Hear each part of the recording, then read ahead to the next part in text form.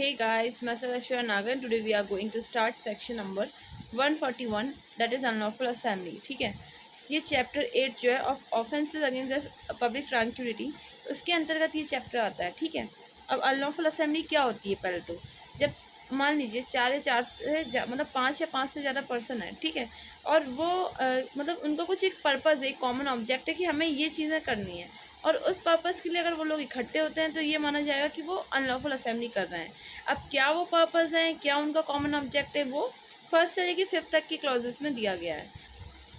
Firstly ये बताता है कि टू ओवरओ बाय क्रिमिनल फोर्स, मतलब क्रिमिनल फोर्स द्वारा या इसको शो करके हम कोई सेंट्रल गवर्नमेंट या स्टेट गवर्नमेंट या पार्लियामेंट या फिर जो लेजिस्लेचर है स्टेट की विधानसभा वगैरह या कोई पब्लिक सर्वेंट उसको उसकी लॉफुल जो पावर है उसको एक्सरसाइज ना करने देना, उसको हम आतंकित कर रहे हैं उसको। तो या फिर सेकंड है कि कोई एग्जीक्यूशन हो रहा है कोई लॉ का या कोई लीगल प्रोसेस चल रही है उसको हम रजिस्ट कर रहे हैं, रोक रहे हैं। तो थर्ड है अगर मिसचीफ करना या फिर क्रिमिनल ट्रेसपास करना किसी के लैंड पे, मतलब बिना उसके परमिशन के एंटर करना या फिर कोई और अदर ऑफेंसेस अगर करना है तो माना जाएगा कि वो अनलॉफुल असेंबली उसने की है। या फिर फोर्थ है कि वो क्रिमिनल फोर्स द्वारा या फिर उसको शो करके कोई पर्सन से उसकी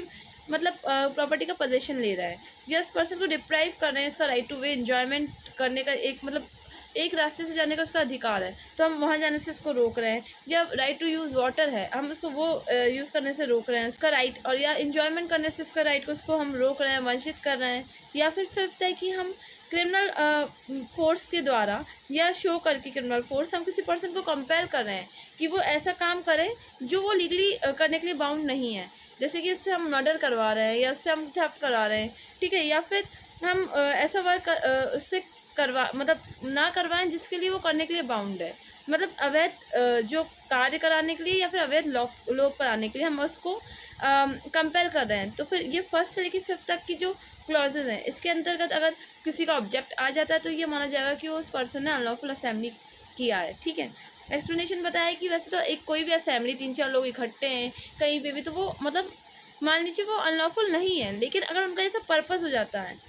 ठीक है, मतलब इकट्ठे हुए वो उस पर्पज़ के लिए असेंबल्ड हुए तो ये माना जाएगा कि वो अनलॉफुल असेंबली है। ठीक है, वैसे असेंबली कुछ अनलॉफुल नहीं है, लेकिन अगर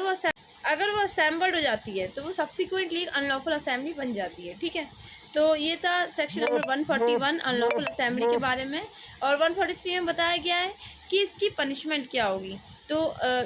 जो अनलॉफुल असेंबली का मेंबर है, मतलब व्यक्ति जो मेंबर बन गया है तो वो पनिश्ड होगा इम्प्रिजमेंट जो कि 6 मंथ तक एक्सटेंड है, और कोई भी डिस्क्रिप्शन का हो सकता है वो, और या फिर फाइन या बोथ। ओके, आई होप आप लोगों को समझ में आया हो, and if you have any queries you may ask me in the comment section below. Thank you.